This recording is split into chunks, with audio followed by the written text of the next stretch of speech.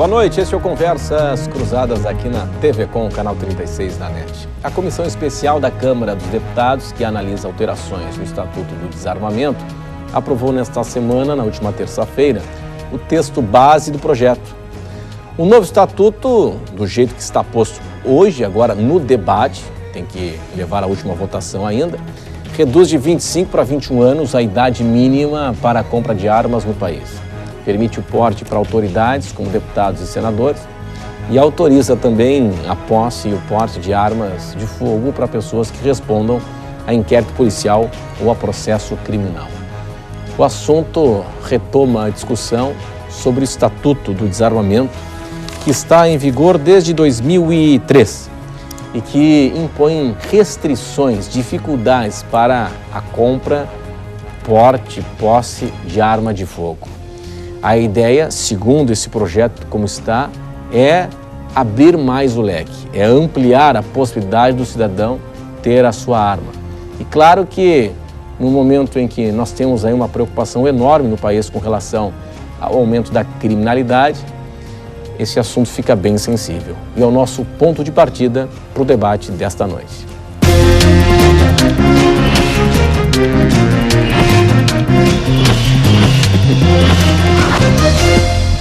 O programa hoje está na companhia do vereador Afrânio Bopré, vereador aqui em Florianópolis, que está de aniversário. Parabéns, vereador, pela data, felicidades, obrigado pela atenção. O programa recebe também o presidente da Associação dos Advogados Criminalistas no estado de Santa Catarina, o advogado Hélio Rubens Brasil, obrigado pela atenção. Também aqui conosco a advogada Daniela Félix, boa noite, obrigado pela presença. E ainda o advogado Pedro Queiroz, obrigado pela sua atenção. Prazer. Estamos aqui discutindo um tema bem sério e que interessa a toda a sociedade. Conversas Cruzadas tem o oferecimento de Queires, Clube Gente Nossa, o maior programa de relacionamento do varejo catarinense, e Bagi, 45 anos, conheça a agência Trindade na Lauro Linhares. Bom, doutor Hélio Brasil, vou começar com o senhor e depois logo na sequência nós vamos passar por toda a mesa aqui para saber a opinião de cada um. O senhor concorda com este novo texto que está em debate, ainda passou pela comissão, e que ele abre a porta, ele flexibiliza o acesso às armas no país? Boa noite, Renato. Boa noite, colegas de bancada. Não é a questão de concordar ou discordar. O que nós precisamos entender, eu, por convicção, sou um pacifista. Eu já fui oficial do Exército, eu fui instrutor de tiro no Exército, mas mesmo assim eu pessoalmente sou contra armas. Mas nós aqui estamos falando de outra coisa, estamos falando de liberdade. A Constituição, ela nos coloca liberdade. E eu penso que nesse sentido que o Estado não pode limitar a pessoa, ou seja, proibi-la de ter a sua arma. Mas ele pode regulamentar, isso sim. E é o que me parece que está tentando se fazer. Regulamentou-se de uma forma mais rígida e agora, talvez pressão popular, estão tentando regulamentar de uma forma mais flexível. Isso é o que me parece. Se fosse por mim, não existiria armas no mundo. Então, eu penso que esse texto tem que ser bem analisado. Na verdade, foi só o texto principal que foi aprovado pela comissão, ainda não é lei. Sim. Depois tem os destaques que têm que ser analisados, os destaques que os deputados colocaram, para só depois, sim, aí vemos como é que ficou o texto final. Alguns detalhes aqui, por exemplo, de pessoa que tem inquérito policial ou processo criminal. Isso aí eu já acho meio complicado, depende do que a pessoa está respondendo. Sim. É evidente que o direito de ampla defesa, a pessoa pode estar respondendo por algum crime que foi com arma de fogo, me parece que... É incoerente, ficaria incoerente. Mas se for um outro delito, um acidente de trânsito, não tem muito a ver. Tá. Então, nesse sentido. Até interessante para nós explicarmos aqui essas mudanças na prática, depois eu vou ampliar aqui para a gente pegar os pontos principais da mudança, o que isso afeta diretamente na mudança na legislação. E o senhor, o que pensa a respeito desse assunto? O senhor concorda com esse novo texto que está aí a ser apresentado e que passou pela comissão especial? Boa noite, Renato. Boa noite os colegas da bancada, quem está nos assistindo. realmente, eu reforço o coro, não é uma questão de gosto, lei não é uma questão de gosto, a lei é uma questão de princípios. E um dos princípios fundamentais, tanto quanto o direito de preservar o patrimônio e a própria integridade física. É importante destacar, e aqui eu acho que é o nó gordo da questão, é relembrar que num dos poucos e históricos referendos desse país, a atual legislação, que mesmo após o referendo vige por mais de uma década, foi rejeitada pela maioria ampla da população. Então não é o sentimento popular atual que deveria definir sequer a mudança desse critério.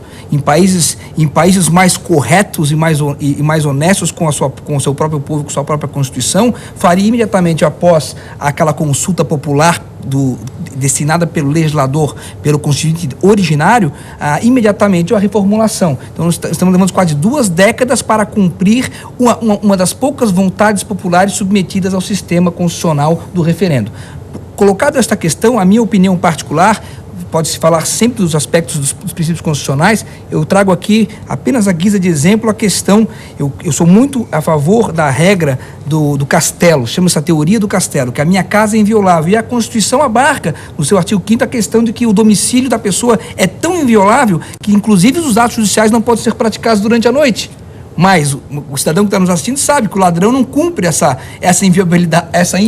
inviolabilidade constitucional.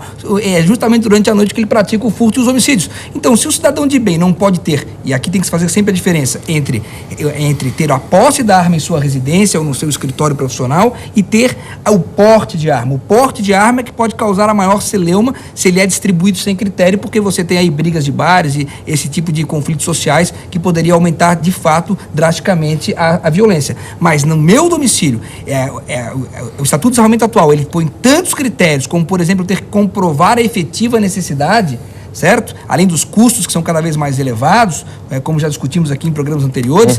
Então, no domicílio, a questão do uso para resguardo da sua proteção familiar dentro da inviolabilidade, eu acho que é um avanço importante e único. Agora, em complemento, a legislação como está, o vereador Afrânio é um dos que conhece bem a questão. Geralmente a maioria daqueles que são eleitos passam a legislar em causa própria. Então chega a ser vergonhoso que após quase 2 décadas tenha se dado livre porte para deputado e senador, esses que têm a maioria dos inquéritos em andamento, e não são poucos, né, deputado? Vereador Afrânio. Então é vergonhoso ver em tempos atuais uma legislação tão casuística, que essas são as emendas que foram criadas, como, por exemplo, até a polícia do Congresso pode acompanhar armado o legislador em voos comerciais, enquanto a legislação do planeta inteiro impede até que oficiais tenham o porte no avião para evitar sequestro, etc. e tal, vem esse retrocesso absurdo. Então, a nossa preocupação é que valores como a inviolabilidade da sua residência, do seu local de trabalho, sejam colocados de maneira pretérita, mais uma vez, pelo livre gosto do legislador, que pessoalmente quer benefícios pessoais e que não estenda à população carente, que lá precisa do seu resguardo naquela área violenta, né, que tem o direito de portar a sua arma. Porque a gente discutimos isso aqui, o bandido, quando ele quer fazer o crime, ele consegue a arma em qualquer lugar. Sim. É o cidadão de bem que não consegue a arma. Então nós temos que dar condições para que o cidadão de bem, não aquele que esteja sujeito a qualquer tipo de inquérito, concordo com o meu colega, possa fazer a compra sem maiores formalidades. Ele é adulto e responsável, em maioridade civil de 21 anos, para responder pelo excesso da prática do seu ato. Mas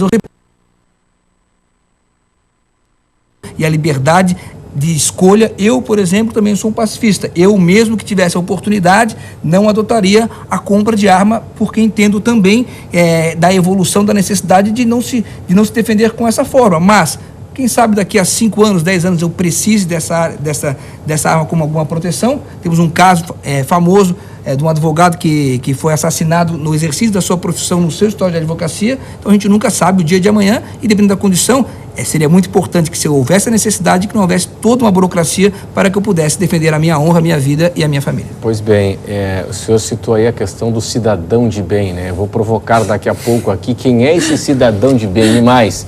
Será que muitas vezes não há mortes também, pessoas inocentes não são mortas por cidadão de bem, por cidadãos de bem? Nós vamos tratar desse assunto daqui a pouco. Bom, vereador Afrânio Bopré, o senhor acha que a sociedade fica mais segura flexibilizando o uso, né, o acesso à arma por parte do cidadão de bem?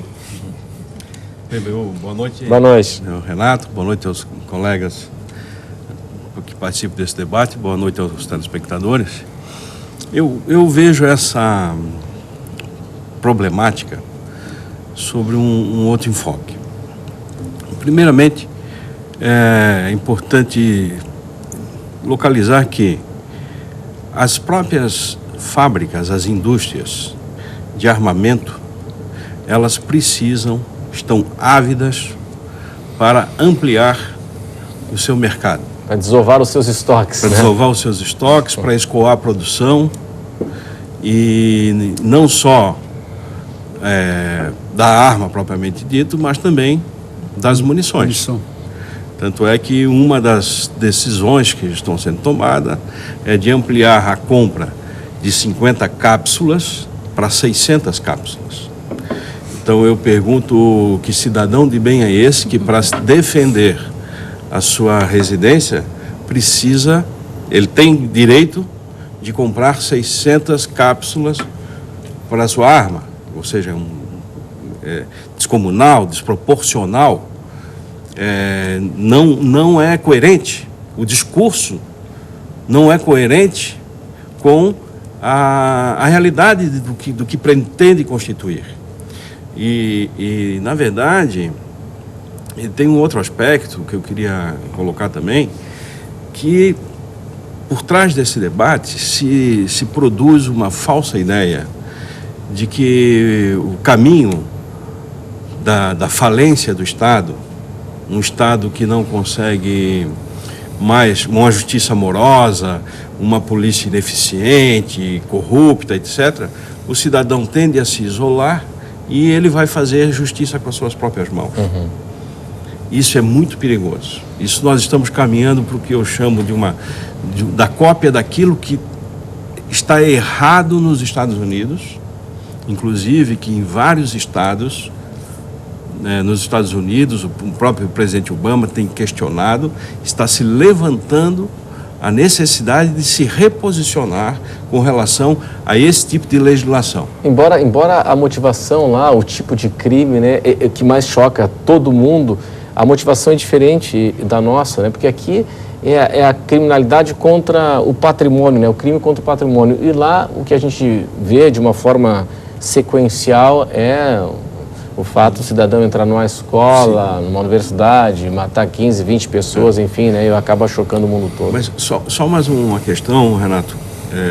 Eu acho importante a gente entender esse vínculo entre o interesse da indústria com aquilo que no Congresso Nacional, infelizmente, se conformou, que é a chamada bancada da bala. Ou seja, muitos, inclusive, que são financiados então, há interesses, pelas fábricas, né, para que mude a legislação para favorecer o lucro desse tipo de negócios, né? Então, socialmente, eu acho isso um desastre e a gente tem que repensar completamente uma outra possibilidade. Bom, nós avançamos um pouquinho no tempo. Depois do intervalo, a doutora Daniela Félix vai começar aqui a sua explanação. Justamente hoje, mudanças no Estatuto do Desarmamento. Nós vamos para o intervalo e até já. Estava me apertando aqui para chamar ele.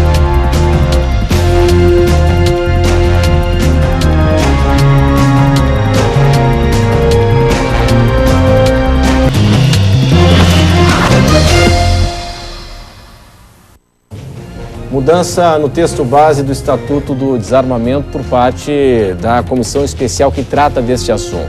Não está definida a questão ainda, é apenas um avanço na mudança da lei, no que diz respeito à alteração da proposta e que precisa ser aprovada ainda no Congresso Nacional. Mas, em linhas gerais, flexibiliza o acesso à arma aqui no país. Bom, doutora Daniela Félix, advogada, sua posição é um retrocesso? Bom, boa noite a todos e a todas.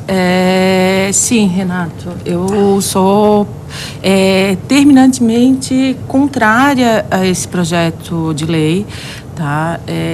Ouvindo a fala dos meus amigos aqui da bancada, eu Eu fiz algumas reflexões para trazer para o programa, para debater com vocês, e acho que a gente deveria aprofundar um pouquinho o que o vereador Afrânio colocou, que é realmente a questão, né, a contrapartida do investimento das empresas de segurança privada, e aí não só as fabricantes de armas e munições, mas também, né, todas essas agências de segurança privada que a gente tem no país, que investiram na última eleição mais de 8,5 milhões na campanha de 40 deputados. Tá? Só Isso é Taurus, fato, isso é fato, eu li hoje antes de vir para cá, 1,5 milhão foi investimento da Taurus, especificamente. Que é uma Ou seja, né, a gente volta àquele, eu acho que antes de pensar propriamente no intuito, para mim, na produção política da legislação, e não tem nada de princípio nisso, tá? Né, a gente está discutindo lá na reforma política a questão do financiamento privado de campanha, em que o presidente da Câmara dos Deputados, né, fez todo aquele atropelo, e o STF se posicionou no mês passado, né, vetando toda e qualquer possibilidade de financiamento privado. E esse projeto de lei é uma resposta clara, tá, e precipitada, porque ela está suprimindo todo e qualquer debate. A comissão especial dos 28 deputados, 14 ou 18, não me recordo aqui agora, são financiados pela bancada da bala, são financiados pela indústria armamentista e de segurança privada, ou seja, né, existe a necessidade que esse projeto vá adiante nesse contexto, para que justamente, né, o retorno e o debate que a gente terá nas próximas eleições pelo não financiamento privado. Então, esse é um debate extremamente importante que a gente fez, que eu faço, assim, que é necessário a gente discutir, né? E com relação ao desarmamento em si, eu estava em Brasília em 2011, na campanha do desarmamento no Ministério da Justiça, tá? Eu era assessora da Secretaria de Assuntos Legislativos e trabalhei diretamente na construção do projeto de lei do decreto, e a lógica era justamente essa, o desarmamento para quê? Para evitar para reduzir os índices de morte com arma de fogo. Concomitantemente a isso, a Secretaria Nacional de Segurança Pública, à época, fez um projeto junto com a Força Nacional de Segurança Pública, que foi o de fortalecimento das fronteiras. Por quê? De onde vem o armamento ilegal no país? Pela nossa fronteira seca, né? A gente tem aí... Isso, a arma continua entrando, né? Continua entrando, né? E um fortalecimento, por outro lado, das polícias, né? A gente tem uma instrumentalização e um aprimoramento de armamentos por todas as polícias de 2000, né? Anterior, começa já com o ministro Tarso Genro e segue, né, durante toda essa gestão da secretária Regina Mick, que é, né, ela entra como secretária nacional de Segurança Pública ainda na legislatura, na administração do Tarso, e continua e faz um fortalecimento de reaparelhamento pelos fundos nacionais de segurança pública e fundo penitenciário. Então, a gente tem aí sim um incremento de uma luta que deve ser travada entre as forças policiais de segurança pública e exército, né, e Força Nacional, e o combate aos crimes, né? E diferentemente do que tu colocaste ainda há pouco, Renato, o maior, aprisionamento e os maiores índices não são de arma de fogo com relação a crimes contra a vida. Tá? O que a gente tem hoje e que precisa ser discutido também, patrimônio que, né, isso, patrimonial, não, ele está em segundo. Primeiro índice criminal que a gente tem é a política de drogas. Tá? Então, essas armas e esse combate, essa violência, ela tem uma outra estrutura que não, né, que o armamento da população não vai resolver.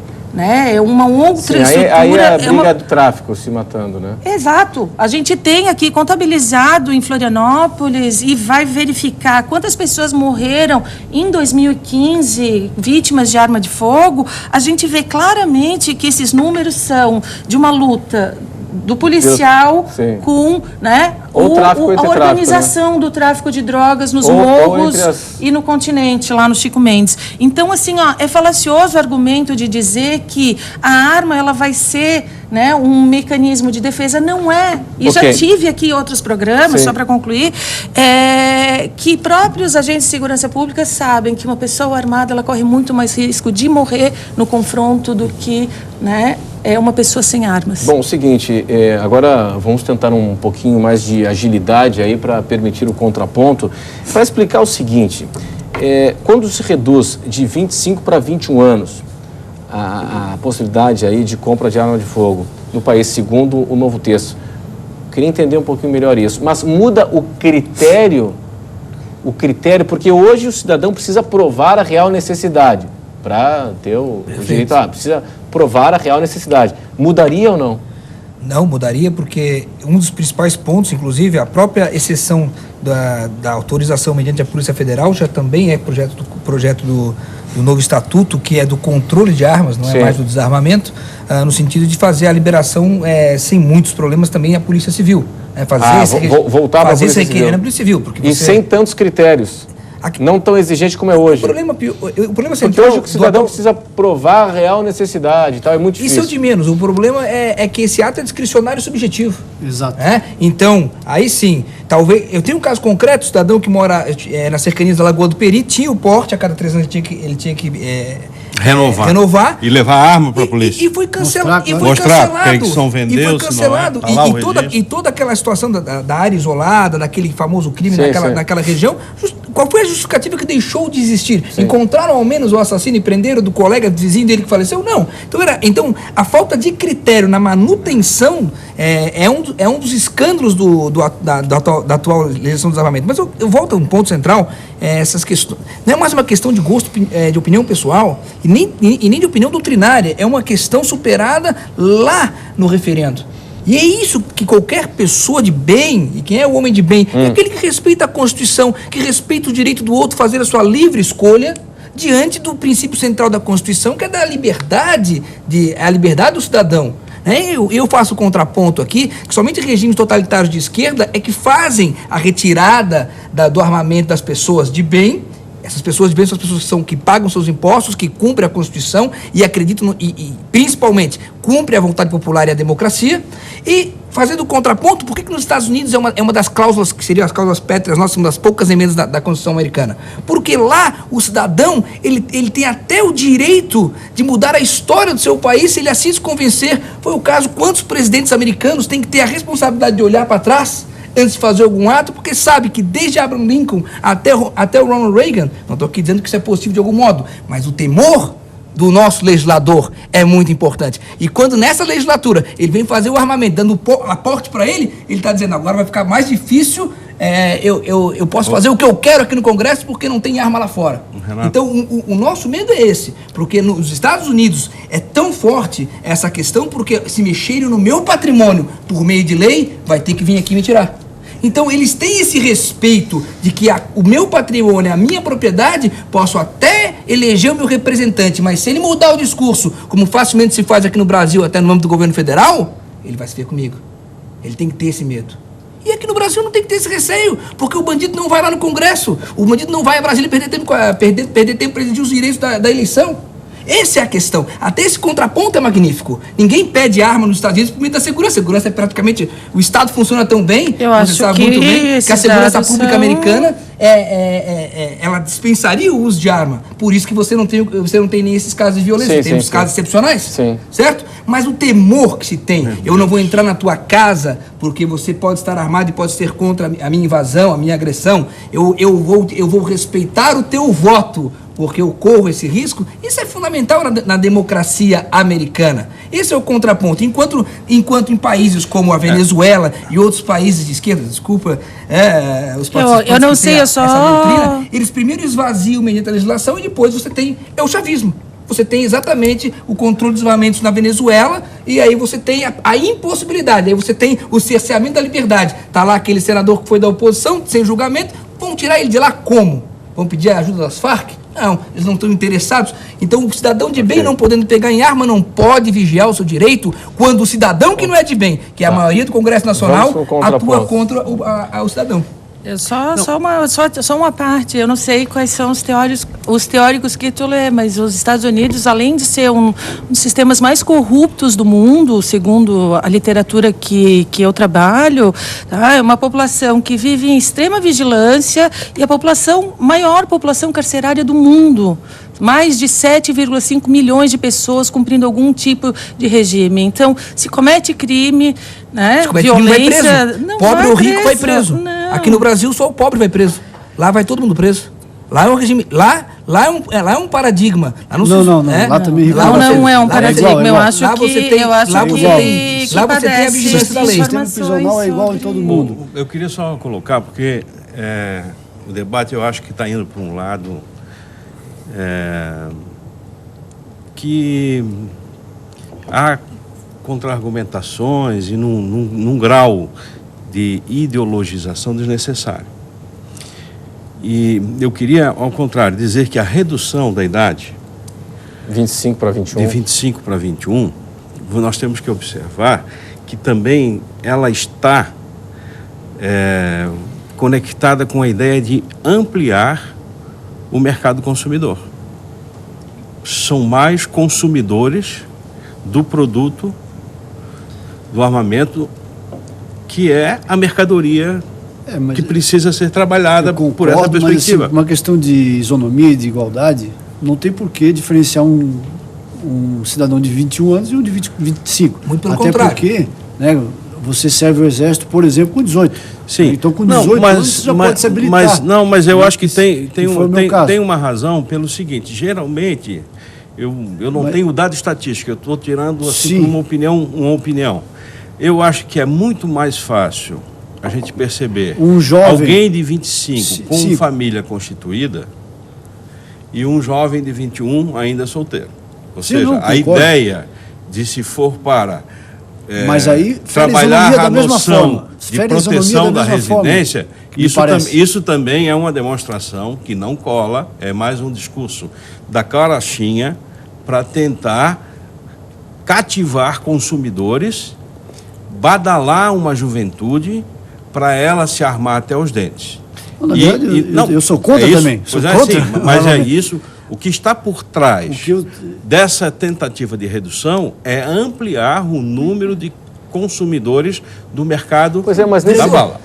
Fazer um contraponto, mas isso é espetacular, porque a gente não pode também ser o conto da carochinha e achar que, por exemplo, o álcool e a direção também mata, e a indústria tabagista, a indústria do álcool também faz apoio. Também. Aliás, não vou nem entrar na questão, mas quem tem o seu interesse tem o direito de financiar a campanha do legislador que vai defender o seu interesse. Então eu não vejo, a gente precisa também encerrar esse assunto, que é claro que a indústria da arma de fogo está por trás, não, quem está por trás deveria ser a população quando aprovou lá o referendo e os 90% que ainda aprovam. Mas que a sociedade tem que ser preservada dos interesses das empresas. O que você está dizendo que é lícito, por exemplo, o narcotraficante financiar a campanha para defender o seu narcotráfico, pela lógica comercial. Não, mas eu votaria... Mas eu quero dizer assim, a sociedade... Mas não seria então a falta da regulamentação do lobby, já que hoje se permite o financiamento privado? A gente volta aquele o lobby poderia ser regulamentado. A gente tem aí, nesse processo político, o fim do financiamento decidido pela STF. Ou seja, a próxima campanha, para a municipalidade, o ano que vem, não vai ter financiamento privado. Não, ele vai ter... Pessoa jurídica. Não, pessoa jurídica. Eu, como pessoa física, quiser pagar 1 milhão... Eu estou falando de empresas, beleza. Bala, mas tu vai ter que declarar dentro do teu patrimônio, naquela lei dos 10%, entendeu? Dentro dessa questão. Agora, a gente está confundindo uma questão que é fundamental aí. Qual é o interesse da proteção do Estado, se não a do cidadão? Tá? Primeiro, dentro do pressuposto da cidadania... Mas será que o cidadão, ele está... Esse é um questionamento polêmico, né? O cidadão, ele está mais seguro com arma ou sem arma? Isso é irrelevante. Exato. A questão é irrelevante. A questão é que no Estado Democrático de Direito eu tenho que ter o meu direito de acesso à minha segurança. A questão é importante. Por exemplo, 24 a 21 anos, irrelevante. Por quê? Porque todos somos iguais no termo da Constituição. Então seria inconstitucional, até o próprio Estatuto do Desarmamento é inconstitucional no artigo que coloca 24, 32, não é questão de gosto. Pode vir com 30 doutrinas. O que é a doutrina? O estudioso que faz doutorado lá e disse que tem que ser 24, porque tem a Constituição de Família. É irrelevante. Nós temos que respeitar a Constituição Federal, que diz que todos somos iguais nos termos. Por que a mulher se aposenta antes do que o homem? Porque nos termos da Constituição, a mulher se aposenta antes. Nem a lei federal poderia prever esse privilégio.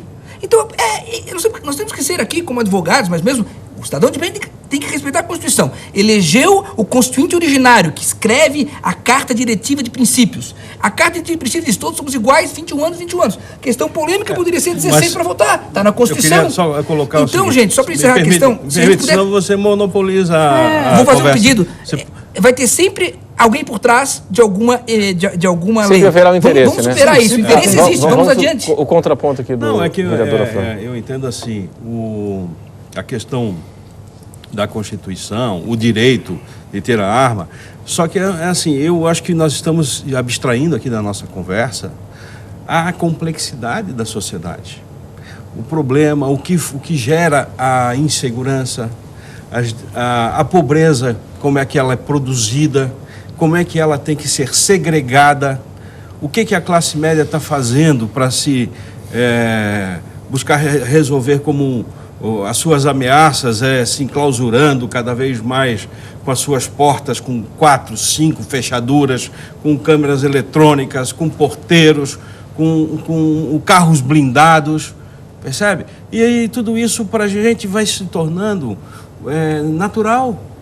É natural, porque aí vem um discurso positivista em cima de uma visão de uma legalidade, abstrai completamente a problemática social e bota o seguinte: a solução é a arma. Não é, a solução não é arma, a solução é corrigir as distorções profundas estruturais de uma sociedade segregadora e produtora de desigualdade social. Tá, mas então social. uma pergunta para daqui a pouco. Se nós não entendermos esse discurso, nós vamos cair no positivismo aqui, que é o ordem, progresso e arma na mão. Mas, senhores, é o seguinte, eu preciso chamar um intervalo comercial agora, vou fazer uma provocação. Bom,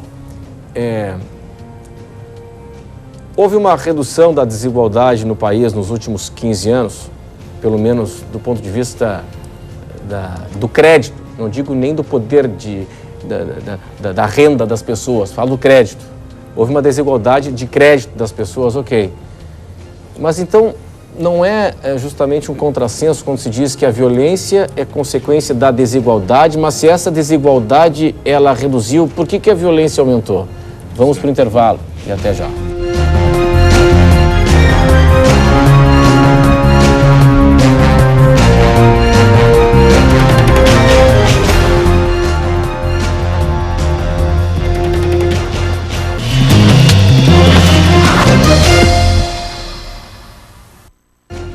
Conversas cruzadas aqui na TV Com, a comissão especial no Congresso Nacional que discute o Estatuto do Desarmamento aprovou na última terça-feira mudanças, flexibilizando o acesso a armas. Bom, o seguinte, doutor Hélio, bom, se há um segmento que defende a tese de que houve uma redução da desigualdade do país nos últimos 15 anos, já uma outra leitura, né, com dados do IPEA, inclusive, que essa desigualdade, na verdade, não reduziu. O que reduziu foi o acesso ao crédito. Que aumentou foi o acesso ao crédito? Não, tipo, mas foi o crédito que acabou provocando, né, essa sensação, né? Eu queria saber do senhor o seguinte: bom, se não reduziu essa desigualdade de fato, né, de renda das pessoas, não de crédito, e se de fato na linha de que, então reduziu a desigualdade, por que aumentou a violência? Renato, em verdade, não é que aumentou a violência. Sempre que aumenta a população, crimes acontecem todos os dias. A maioria das pessoas comete crimes, uns violentos e outros menores, né? Você baixar uma música na internet, em tese é crime, porque você não está pagando direito autoral. Você fotocopiar um livro sem pedir permissão para o autor é delito, né? E tem outros vários delitos. A questão que me parece aqui colocada, concordo sim que a desigualdade, sim, é evidente que ela gera criminalidade, tudo isso a gente concorda. O que eu queria colocar aqui para os telespectadores, nós estamos falando de direitos constitucionais da pessoa. O que eu estou pregando aqui é direito à liberdade e direito à isonomia. Não estou falando que... Para mim, a educação é a primeira coisa. Todo mundo deveria ter educação. A segunda coisa, não deveria existir arma. Só que nós temos uma sociedade em que existem armas, né? E se é lícito comprar, então por que um pode e o outro não? Bom, isso aí é uma questão de igualdade e de liberdade. Cada um faz a sua escolha. Eu gostaria de, primeiro, né, porque se debate-se muito e falaram dos Estados Unidos, e daí eu fui pesquisar, porque, sabe, o que diz a segunda emenda dos Estados Unidos? Porque tanto assim, o direito do cidadão ter a arma. Aí eu fui pesquisar na literatura, então a segunda emenda diz o seguinte: sendo necessária a segurança de um Estado livre, a existência de uma milícia bem organizada, olha só, o direito do povo de possuir e usar armas não será impedido. Ocorre que nós temos que ver qual foi o momento histórico que foi feita essa emenda. O momento histórico foi o seguinte, foi em 1791. Eles tinham acabado de proclamar a independência da Inglaterra e eles precisavam que as pessoas ficassem armadas, porque a Inglaterra ia contra-atacar. Por óbvio, a Inglaterra não queria que os Estados Unidos ficasse independente. Ela ia contra-atacar. Então, assim, os cidadãos do meu país têm que se armar, porque se a Inglaterra contra-atacar, eles têm o direito de se defender. Isso é uma coisa. Então, temos que ver o momento histórico. Depois, evidente, aí começou essa discussão. Aí morre um aqui, tem aqueles assassinatos coletivos que a pessoa vai lá, invade uma universidade, mata. Começou a se debater e a Suprema Corte diz que não, que os cidadãos têm direito de usar arma, só que ela disse o seguinte, que cabe ao Estado regulamentar. Tanto que lá nos Estados Unidos tem... Cada Estado, né? Tem, cada Estado regulamenta, e tem uma federal, né, que é a Lei de Prevenção à Violência, que foi feita em 93, depois de muito debate, né, e que diz, tem 10 tipos ali que não podem comprar armas. Por exemplo, que seria rejeitado, que quem tem antecedentes, um dos requisitos, né, criminosos fugitivos, toxicômanos, imigrantes ilegais, doentes mentais, isso é óbvio, né? Mas assim, ó, tem todas essas cláusulas exceções. Estão lá já no Estatuto do Desarmamento, sim, entendeu? Vai para o Brasil e outra também. coisa, além de tudo, Não, tá? Não, as restrições. As restrições, elas estão lá no Estatuto do Desarmamento. A gente tem, primeiro, tá? O SINARME, que é controlado pela Polícia Federal, tá? Citando uma fala do advogado, ele falou que eu tenho uma arma para defender coisa que a polícia não encontrou. O bandido, né? Entre aspas, não trabalho com essa categoria. O seguinte, essa mesma Polícia Civil, tá? Que a gente quer dar dentro desse estatuto aqui, né? Desse projeto de lei, o controle de armas. Tá? Dessa Polícia Civil, que ali no Saco dos Limões, né, foi arrombado Não, doutor, mas esse aí não é o caso. O arquivo, não, são consequências. A Polícia Federal ali é liberação, ali é liberação no da Rio, autorização. em São Paulo, eu acompanho porque eu sou dessa área. A Polícia Federal foi arrombada no Rio, foi arrombada em São Paulo, roubaram armas, roubaram cocaína, roubaram dinheiro. A Polícia Federal também. Eu poderia até fazer uma parte? Se até a Polícia Federal é assaltada no seu castelo, a centralização do controle, tá? Ela é muito mais segura para um controle efetivo de armas e munições, tá? Na mão do Exército. Sim, sempre tá? foi. Então, assim, pessoal, as questões são maiores. Qual é a diferença do Exército das polícias civis? Polícia Federal? Não, a questão não deveria ser do Exército. Não, mas o Exército que detém o controle e guarda do armamento que é recolhido. Agora, pensa, tá, dentro desse projeto, a gente passar esse controle para as delegacias que estão sendo fechadas em Santa Catarina.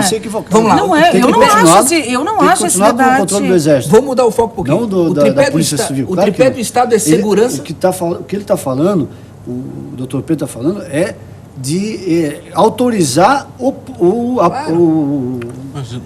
porte da arma.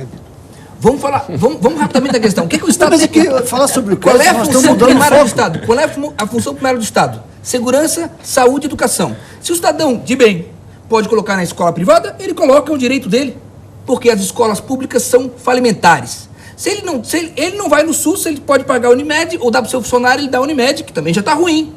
Está muito ruim, até a privada, e aí ele tenta fazer. Por que na segurança, que está mais falida, a discussão é muito engraçadinha, eu pago todos os meus impostos e pela terceira vez o Estado de Santa Catarina investe horrores em publicidade, mas adiou pela terceira vez a efetivação de 648 policiais militares e ainda quer fazer que os antigos façam jornada 24/48?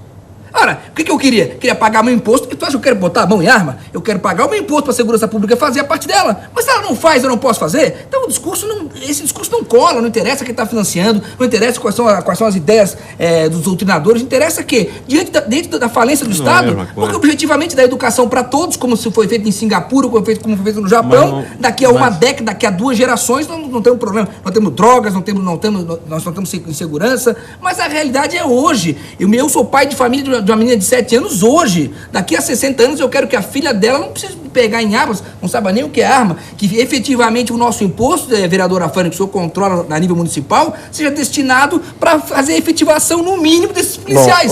Bom, antes do intervalo, o senhor, vereador. Não, eu só acho que os paralelos que são apresentados, eles tratam a opção do cidadão entre botar o seu filho numa escola pública ou numa escola privada, ele simplifica e diz, eu posso ter segurança pública ou segurança privada.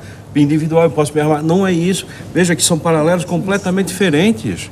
E ele está banalizando uma coisa com a outra, não é? Imagine essa situação no Brasil daqui a 20 anos, né? O que nós vamos ter de aumento, de incremento das relações entre as pessoas, o conflito individual, o Estado absorto não conseguindo sequer mais administrar aquilo que ele mesmo criou. Então, eu não aceito esse tipo de comparação, que assim, aparentemente é tudo eu, cidadão, com o meu direito, mas não é. E a sociedade?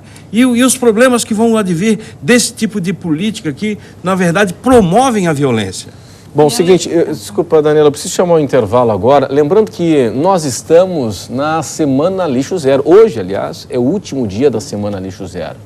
E nós temos uma reportagem da Bianca Amorim sobre um projeto que traz um impacto positivo aqui no meio ambiente da Grande Florianópolis. Começou aqui em Florianópolis o Reóleo, da Associação Comercial e Industrial de Florianópolis, já há bastante tempo e cada vez cresce. Para o bem de todos. Bianca. No último dia da Semana Lixo Zero, a gente fala de um projeto que colocou Florianópolis no Guinness Book. Através do Reóleo, a capital foi premiada como a cidade que mais recicla óleo de cozinha do mundo. Para falar sobre isso, a gente está aqui com Luiz Falcão, que é diretor do Reóleo.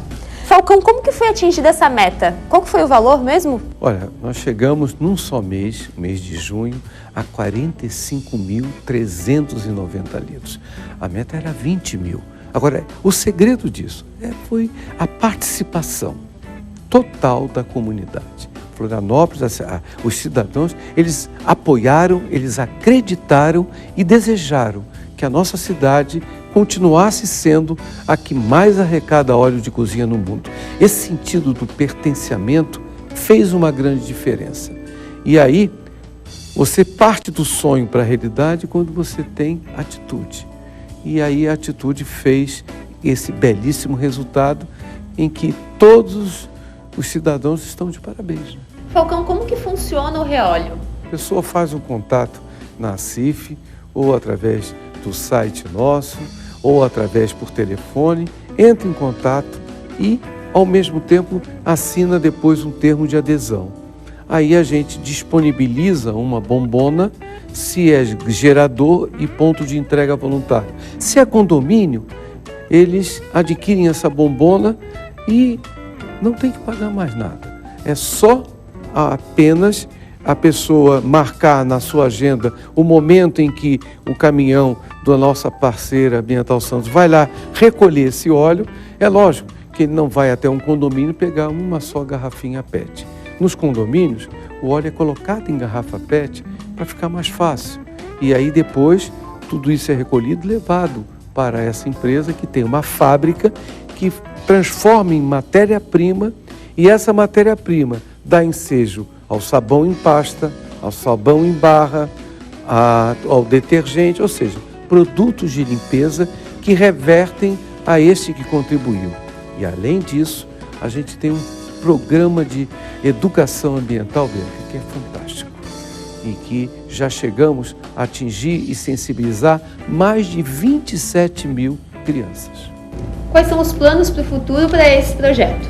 Olha, o sonho nosso é que esse programa vá para outras cidades do nosso estado, do nosso Brasil, por que não?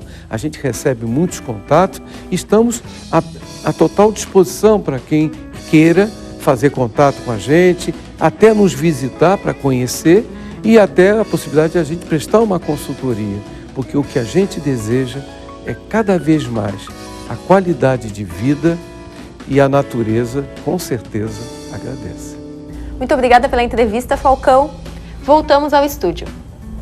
Obrigado, Bianca. Conversas Cruzadas volta depois do intervalo. Até já.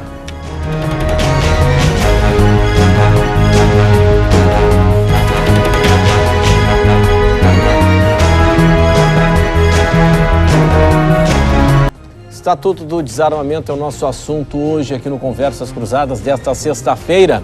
Estamos aí na reta final, mais 5 minutos. Bom, eu vou voltar com a senhora aqui. O seguinte, eu não estou abordando muito a questão prática da arma, porque nós não estamos aqui na companhia de policiais, de especialistas em tiro, enfim, embora o doutor Hélio tenha lecionado nesta área, né? Mas o seguinte, é claro que o tema ele é bem sensível na medida em que a violência é um problema sério no país, né?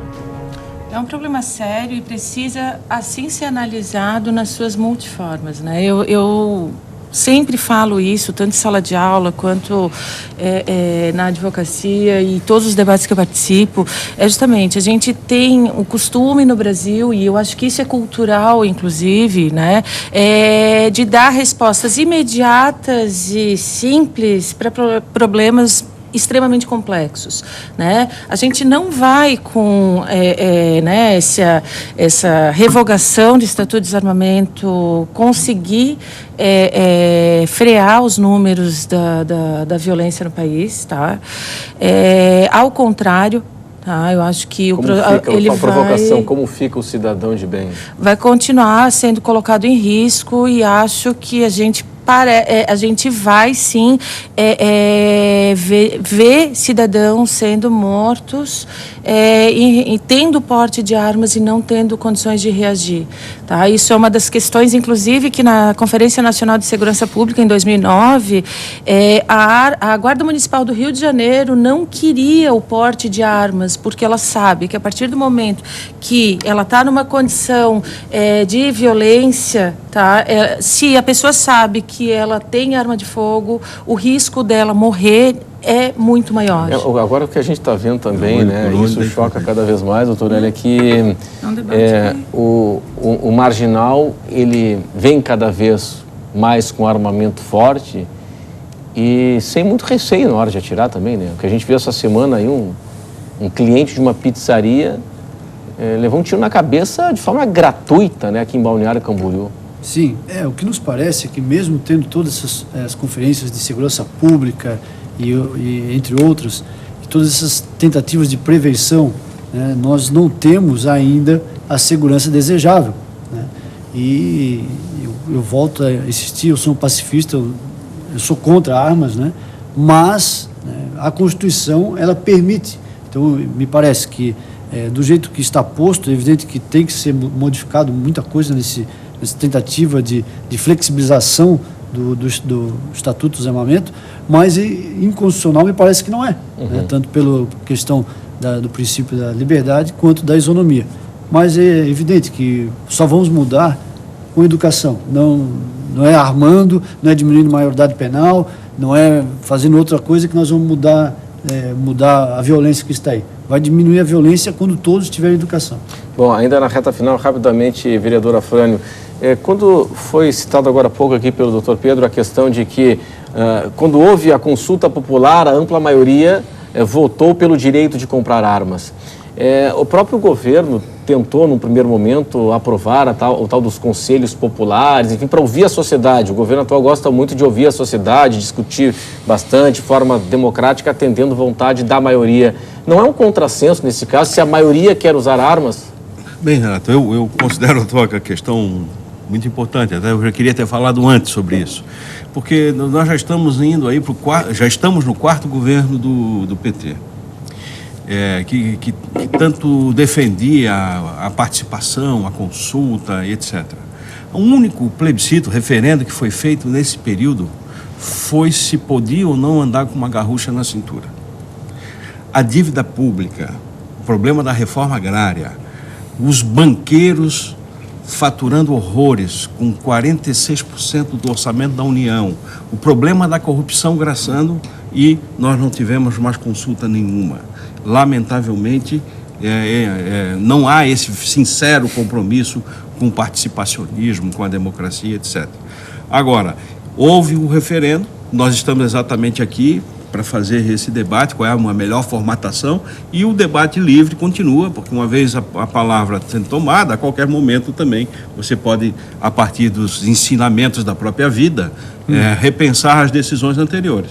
Então eu considero isso importante. E para encerrar minha participação, se vocês me permitem, o debate essa semana sobre esse tema começou muito aquecido, e eu já assim, me senti muito satisfeito com a resposta do deputado federal Jean Willis com relação à provocação barata do deputado federal de Santa Catarina, o João Rodrigues. Ok, bom, senhores, nós estamos sobre a hora. Eu queria agradecer a presença de todos hoje aqui conosco no Conversas Cruzadas na TV Com. Um ótimo final de semana, um bom feriado, Conversas Cruzadas.